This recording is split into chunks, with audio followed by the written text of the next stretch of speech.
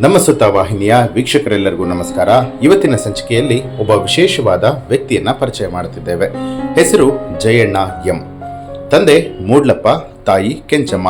ಹುಟ್ಟಿದ್ದು 10/9/1960ರಲ್ಲಿ. ವೃತ್ತಿಯಲ್ಲಿ ಇವರು ಗುತ್ತಿಗೆದಾರರು ಅಂದರೆ ಸಿವಿಲ್ ಕಾಂಟ್ರಾಕ್ಟರ್ ಆಗಿದ್ದಾರೆ. ಜೊತೆಗೆ ವ್ಯವಸಾಯವನ್ನ ಕೂಡ ಮಾಡ್ತಾರೆ. ಪ್ರಸ್ತುತ ಚಿತ್ರದುರ್ಗ ಜಿಲ್ಲೆಯ ಹಿರಿಯೂರಿನ ಲಕ್ಷ್ಮಮ್ಮ ಬಡಾವಣೆಯಲ್ಲಿ ವಾಸವಾಗಿದ್ದಾರೆ. ಇನ್ನು ಶ್ರೀಯುತರು ಜೆಡಿಎಸ್ ಪಕ್ಷಕ್ಕಾಗಿ ಸಲ್ಲಿಸಿರುವಂತಹ ಸೇವೆಯನ್ನ ನೋಡುವಂಥದ್ದಾದ್ರೆ 35 ವರ್ಷಕ್ಕೂ ಹೆಚ್ಚು ಕಾಲ ಜನತಾದಳ ಜಾತ್ಯತೀತ ಪಕ್ಷದ ಸಕ್ರಿಯ ಕಾರ್ಯಕರ್ತರಾಗಿ ಸೇವೆಯನ್ನ ಸಲ್ಲಿಸಿದ್ದಾರೆ. ಜನತಾದಳ ಪಕ್ಷದ ತಾಲೂಕು ಅಧ್ಯಕ್ಷರಾಗಿ 17 ವರ್ಷಗಳಿಂದ ಸೇವೆಯನ್ನ ಸಲ್ಲಿಸಿರುತ್ತಾರೆ. ಚಿತ್ರದುರ್ಗದ ಜಿಲ್ಲಾಧ್ಯಕ್ಷರಾಗಿ 2.5 ವರ್ಷ ಸೇವೆ ಸಲ್ಲಿಸಿದ್ದಾರೆ. 1985-86ರಲ್ಲಿ ದಿಂಡಾವರ ಮಂಡಲ ಪಂಚಾಯಿತಿ ಸದಸ್ಯರಾಗಿ ಸೇವೆ ಸಲ್ಲಿಸಿದ್ದಾರೆ. 1983ರಲ್ಲಿ ಯಲ್ಲದಕೆರೆ ವಿಎಸ್ಎಸ್ಎನ್ ಸಹಕಾರ ಸಂಘದ ಅಧ್ಯಕ್ಷರಾಗಿಯೂ ಸೇವೆ ಸಲ್ಲಿಸಿದ್ದಾರೆ. 2005ರಿಂದ 2010ರವರೆಗೆ ಚಿತ್ರದುರ್ಗ ಜಿಲ್ಲಾ ಪಂಚಾಯಿತಿ ಸದಸ್ಯರಾಗಿ ಹಾಗೂ ಜಿಲ್ಲಾ ಪಂಚಾಯಿತಿ ಅಧ್ಯಕ್ಷರಾಗಿ ಸೇವೆ ಸಲ್ಲಿಸಿದ್ದಾರೆ. 2011ರಲ್ಲಿ ಇವರ ಶ್ರೀಮತಿಯವರು ಜಿಲ್ಲಾ ಪಂಚಾಯಿತಿ ಉಪಾಧ್ಯಕ್ಷರಾಗಿ ಸೇವೆ ಸಲ್ಲಿಸಿದ್ದಾರೆ. 2009ರಲ್ಲಿ ಹಿರಿಯೂರು ನಗರಸಭೆ ಸದಸ್ಯರಾಗಿ ಸೇವೆ ಸಲ್ಲಿಸಿದ್ದಾರೆ. ಹಿರಿಯೂರು ತಾಲೂಕು ಕೃಷಿಕ ಸಮಾಜದ ಸದಸ್ಯರಾಗಿಯೂ ಕೂಡ ಸೇವೆಯನ್ನ ಸಲ್ಲಿಸಿರುವಂಥದ್ದು. ಅಲ್ಲದೆ ಸಾಕಷ್ಟು ಸಾರ್ವಜನಿಕ ಸೇವೆಯಲ್ಲೂ ಕೂಡ ಇವರು ಭಾಗಿಯಾಗಿದ್ದಾರೆ. ಮುಖ್ಯವಾಗಿ ಇವರು 2008ರ ವಿಧಾನಸಭಾ ಚುನಾವಣೆಯಿಂದ ಜೆಡಿಎಸ್ ಟಿಕೆಟ್ನ ವಂಚಿತರಾಗಿದ್ದು, ಸ್ಥಳೀಯವಾಗಿ ಕ್ಷೇತ್ರದ ಜನರ ಪ್ರೀತಿ ವಿಶ್ವಾಸದಲ್ಲಿ ಎಂದೂ ಕೂಡ ಹಿಂದೆ ಸರಿದಿಲ್ಲ. ಕ್ಷೇತ್ರದ ಜನರ ಒತ್ತಾಯದ ಮೇರೆಗೆ ಈ ಉಪಚುನಾವಣೆಯಲ್ಲಿ ಮತ್ತೊಮ್ಮೆ ಜೆಡಿಎಸ್ ಪಕ್ಷದಿಂದ ಸ್ಪರ್ಧೆ ಮಾಡುವಂಥ ಇಚ್ಛೆಯನ್ನ ವ್ಯಕ್ತಪಡಿಸಿದ್ದಾರೆ. ಪಕ್ಷ ಇವರನ್ನ ಗುರುತಿಸಿ ಟಿಕೆಟ್ ನೀಡಿದ್ದೇ ಆದಲ್ಲಿ ಈ ಬಾರಿ ಹಿರಿಯೂರು ವಿಧಾನಸಭಾ ಕ್ಷೇತ್ರದಲ್ಲಿ ಜಯಗೊಂಡು ಪಕ್ಷ ಮತ್ತು ಕ್ಷೇತ್ರದ ಸೇವೆಯನ್ನ ಮಾಡ್ತೀನಿ ಅಂತ ಹೇಳ್ಕೊಳ್ತಾ ಇದ್ದಾರೆ. ಬನ್ನಿ ಮುಕ್ತವಾಗಿ ಏನ್ ಮಾತಾಡಿದ್ದಾರೆ ನಮ್ಮ ಸುತ್ತ ವಾಹಿನಿಯ ಜೊತೆಗೆ ಅನ್ನೋದನ್ನ ನೋಡ್ಕೊಬರೋಣ. ಹಿರಿಯೂರಿನ ಮಹಾಜನತೆಯಲ್ಲಿ ನನ್ನ ನಮಸ್ಕಾರಗಳು. ಈ ಸಂದರ್ಭದಲ್ಲಿ ನಾನು ತಮ್ಮಲ್ಲಿ ಹಂಚ್ಕೊಳ್ಬೇಕಾದಂಥ ವಿಚಾರಗಳನ್ನ ಕೆಲವನ್ನ ಹಂಚ್ಕೊಳ್ಬೇಕು ಅಂತ ಮುಂದೆ ಬಂದಿದ್ದೀನಿ. ಹೀಗಾಗಿ ಈ ಕ್ಷೇತ್ರದಲ್ಲಿ ನಾನು ಸ್ಥಳೀಯನಾಗಿ ನಿಮ್ಮ ಜೊತೆಗೆ ಹುಟ್ಟಿ ಬೆಳೆದಿರೋ ಅಂಥ ಮನುಷ್ಯ, ಈ ಕ್ಷೇತ್ರದಲ್ಲೇ ಬೆಳೆದಿರೋದು, ಈ ಕ್ಷೇತ್ರದಲ್ಲೇ ವಾಸ ಇರೋದು. ಹಾಗಾಗಿ ನಿಮ್ಮೆಲ್ಲರಿಗೂ ನಾನು ಮನವಿ ಮಾಡ್ತೀನಿ, ಈ ಭಾಗದಲ್ಲಿ ಈ ಬಾರಿ ಉಪಚುನಾವಣೆಯಲ್ಲಿ ನನಗೆ ಹೆಚ್ಚಿನ ಮತ ನೀಡಿ ಗೆಲ್ಸೋದಕ್ಕೆ ಅವಕಾಶ ಆದರೆ, ನಮ್ಮ ಮುಖಂಡರುಗಳೆಲ್ಲರೂ ಸೇರಿ ನನಗೆ ಒಂದು ಬಿ ಫಾರಂ ಕೊಟ್ಟು ಟಿಕೆಟ್ ಕೊಟ್ಟು ನನಗೆ ಅವಕಾಶ ಮಾಡಿಕೊಟ್ರೆ ಈ ಕ್ಷೇತ್ರದ ಅಭಿವೃದ್ಧಿಗೆ ಸಾಕಷ್ಟು ಕೆಲಸ ಮಾಡಬೇಕು ಅಂತ ಮಹದ ಆಕಾಂಕ್ಷೆ ಹೊಂದಿದ್ದೇನೆ. ಈ ಕ್ಷೇತ್ರದಲ್ಲಿ ಏನು ಆಗಿಲ್ಲ ಅಭಿವೃದ್ಧಿಗಳು, ಆ ಕೆಲಸಕ್ಕೆಲ್ಲ ಹೆಚ್ಚಿನ ಉತ್ತೇಜನ ಕೊಟ್ಟು ಆ ಕೆಲಸ ಕಾರ್ಯಗಳು ಮಾಡಬೇಕು. ನಾನು ಈ ಕ್ಷೇತ್ರದಲ್ಲಿ ಹುಟ್ಟಿ ಬೆಳೆದು ನಿಮ್ಮ ಜೊತೆಗೆ ಕಷ್ಟ ಸುಖಗಳಲ್ಲಿ ಎಲ್ಲದರಲ್ಲೂ ಕೂಡ ಸುಮಾರು ದಶಕಗಳು, ಸುಮಾರು 20-30 ವರ್ಷದಿಂದ ನಿಮ್ಮ ಜೊತೆಗೆ ಬೆಳೆದಿದ್ದೀನಿ. ನನ್ನ ನೀವೆಲ್ಲ ಅರ್ಥ ಮಾಡ್ಕೊಂಡಿದ್ದೀರಾ ಅಂತ ನಾನಾದರೂ ಕೂಡ ಭಾವಿಸ್ತೇನೆ. ನನ್ನ ಕಾರ್ಯವೈಖರಿ, ನಾನು ನಿಮ್ಮಲ್ಲಿ ಇಟ್ಟಿರೋವಂಥ ವಿಶ್ವಾಸ, ಆತ್ಮವಿಶ್ವಾಸಗಳ ಬಗ್ಗೆ ನಿಮಗೆಲ್ಲ ಗೊತ್ತಿದೆ. ನಾನು ಈ ತಾಲೂಕಿನ ಮಣ್ಣಿನ ಮಗನಾಗಿ ಹುಟ್ಟಿ ನಿಮ್ಮ ಜೊತೆಗೆ ಕುಡಿಯೋ ನೀರಿನಿಂದ ಹಿಡಿದು ಉಂಡ ಅನ್ನದಿಂದ ಕೂಡ ಸ್ಥಳೀಯವಾಗಿ ಬದುಕಿದ್ದೀನಿ ನಿಮ್ಮ ಜೊತೆಗೆ. ನಾನು ಹಿಂದೆ ಅಧಿಕಾರದಲ್ಲಿದ್ದಂಥ ಸಂದರ್ಭದಲ್ಲಿ ರಾಜಕೀಯದಲ್ಲಿ ನಾನು ಪ್ರವೇಶ ಮಾಡಿ ಮಂಡಲ ಪಂಚಾಯಿತಿಯಿಂದ ಹಿಡಿದು ಜಿಲ್ಲಾ ಪಂಚಾಯಿತಿವರೆಗೂ ಕೂಡ ನನ್ನನ್ನು ಬೆಳೆಸಿದ್ದೀರ, ನನ್ನನ್ನು ಉಳಿಸಿದ್ದೀರ. ಈ ತಾಲೂಕಿನ ಮಣ್ಣಿನ ಮಗನಾಗಿ ನನಗೆ ಅವಕಾಶಗಳನ್ನು ಮಾಡಿಕೊಟ್ಟಿದ್ದೀರ. ಮಾಡಿಕೊಟ್ಟಂಥ ಸಂದರ್ಭದಲ್ಲಿ ಈ ತಾಲೂಕಿಗೆ ಬೇಕಾದಂಥ ಆಸ್ಪತ್ರೆಗಳು, ಹಾಸ್ಟೆಲ್ಗಳು, ಪ್ರೌಢಶಾಲೆಗಳು, ಸೇತುವೆಗಳು, ನೀರಿನ ವ್ಯವಸ್ಥೆಗಳು, ಹಾಗಾಗಿ ಎಲ್ಲವೂ ಕೂಡ ನನ್ನ ಕ್ಷೇತ್ರದಲ್ಲಿ ಆಗಂಥ ಕೆಲಸಗಳಿಗೆ ನನ್ನ ಕೈಲಾದ ಮಟ್ಟಿಗೆ ಎಲ್ಲ ಪ್ರಯತ್ನವನ್ನು ಮಾಡಿ ಗ್ರಾಮೀಣ ಭಾಗದ ಎಲ್ಲ ನಮ್ಮ ಮಕ್ಕಳಿಗೆ ವಿದ್ಯಾಭ್ಯಾಸ ಅನುಕೂಲ ಆಗಬೇಕು ಅನ್ನೋಂಥ ದೃಷ್ಟಿಯಿಂದ ಯಲ್ಲದಕೆರೆ ಹೈಸ್ಕೂಲ್ ಇರ್ಬೋದು, ದಿಂಡಾವರ ಪ್ರೌಢಶಾಲೆ ಇರ್ಬೋದು, ಕರಿಯಾಲ ಪ್ರೌಢಶಾಲೆ ಇರ್ಬೋದು, ನನ್ನ ಸ್ವಂತ ಊರಾದ ಪಿಲಾಜನಹಳ್ಳಿಗೆ ಪ್ರೌಢಶಾಲೆ ಕೊಡೋ ಅಂಥದ್ದು ಇರ್ಬೋದು, ರಂಗಾಪುರಕ್ಕೆ ಹಾಸ್ಟೆಲ್ ಕೊಡಿಸೋ ಅಂಥದ್ದು ಇರ್ಬೋದು, ಯಲ್ಲದಕೆರೆಗೆ ಹಾಸ್ಟೆಲ್ ಕೊಡಿಸೋ ಅಂಥದ್ದು ಇರ್ಬೋದು, ಯಲ್ಲದಕೆರೆಯಿಂದ ಜೋಗಣ್ಣಹಳ್ಳಿಗೆ ಹೋಗೋಂಥ ಡಾಂಬರೀಕರಣ ರಸ್ತೆ ಇರ್ಬೋದು, ಇಂಡಸ್ಕಟ್ಟೆ ಕಾಲೋನಿಯಿಂದ ಚಿತ್ರದೇವರೆಡ್ಡಿ ಶೇಷಪ್ಪನಹಳ್ಳಿಗೆ ಹೋಗಿರೋಂಥ ಡಾಂಬರೀಕರಣ ರಸ್ತೆ ಇರ್ಬೋದು. ಹಾಗಾಗಿ ಕಾಲೇಜ್ ಕೊಡ್ಸೋ ಅಂಥದ್ದು ಇರ್ಬೋದು. ಮಂಜುನಾಥ್ ಸಾಹೇಬ್ರ ಅವರ ಮಾರ್ಗದರ್ಶನದಲ್ಲಿ ನಾನು ಅಧಿಕಾರದಲ್ಲಿದ್ದಂಥ ಸಂದರ್ಭದಲ್ಲಿ ಪಶುವೈದ್ಯ ಶಾಲೆಗಳು ಕೊಟ್ಟಿರೋ ಅಂಥದ್ದು ಇರ್ಬೋದು. ಇನ್ನು ಅನೇಕ ಜನಪರ ಕಾರ್ಯಕ್ರಮಗಳನ್ನು ನಾನು ಕೂಡ ಈ ಕ್ಷೇತ್ರದಲ್ಲಿ ಮಾಡ್ಕೊಂಡು ಬಂದಿದ್ದೀನಿ. ಹಾಗಾಗಿ ಇವತ್ತು ನಮ್ಮ ಮುಂದಿರೋಂಥ ಸವಾಲು ಏನಂದರೆ, ಕೆಲವಾರು ಐಮಂಗ್ಲ ಹೋಬಳಿ ಮತ್ತು ಜೋಗಣ್ಣಹಳ್ಳಿ ಹೋಬಳಿ, ಅದು ನಾನು ಹುಟ್ಟಿ ಬೆಳೆದಿರೋಂಥ ನನ್ನ ಸ್ವಂತ ಹೋಬಳಿ ಜೋಗಣ್ಣಹಳ್ಳಿ. ಅಲ್ಲಿ ಸುಮಾರು 18 ಕೆರೆಗಳಿಗೆ ನೀರು ತುಂಬಿಸೋಕ್ಕಾಗಿಲ್ಲ ಭದ್ರಾ ಮೇಲ್ದಂಡೆ ಯೋಜನೆ ಅಡಿಯಲ್ಲಿ.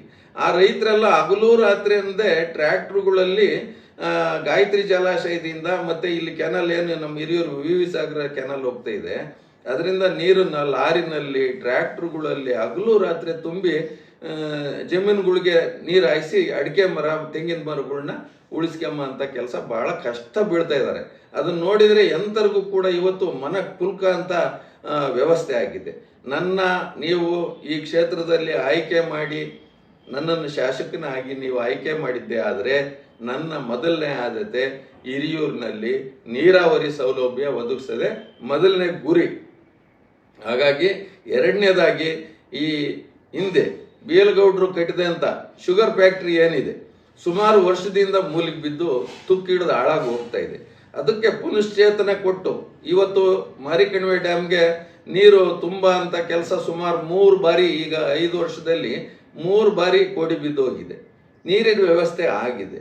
ಈ ಅಚ್ಚುಕಟ್ಟು ಪ್ರದೇಶದಲ್ಲಿ ಕಬ್ಬು ಬೆಳೆದ್ರೆ ಖಂಡಿತವಾಗ್ಲೂ ಆ ಶುಗರ್ ಫ್ಯಾಕ್ಟ್ರಿನ ಪುನಶ್ಚೇತನಗೊಳಿಸಿ ಸುಮಾರು 16,000 ಕಾರ್ಮಿಕರಿಗೆ ಇಲ್ಲಿ ಕೆಲಸ ಆಗುತ್ತೆ. ರೈತರಿಗೂ ಕೂಡ ಆರ್ಥಿಕವಾಗಿ ಸಬಲರಾಗೋದಕ್ಕೆ ಕಾರಣ ಆಗುತ್ತೆ. ನನ್ನ ಮುಂದಿನ ಕಾರ್ಯಗಳು ನೀರಾವರಿಗೆ ಮೊದಲನೇ ಆದ್ಯತೆ, ಎರಡನೇದಾಗಿ ಶುಗರ್ ಫ್ಯಾಕ್ಟ್ರಿನ ಓಪನ್ ಮಾಡಿಸಿ ಅದಕ್ಕೆ ಪುನಶ್ಚೇತನಗೊಳಿಸೋ ಅಂತ ಕೆಲಸ ಮಾಡಬೇಕು.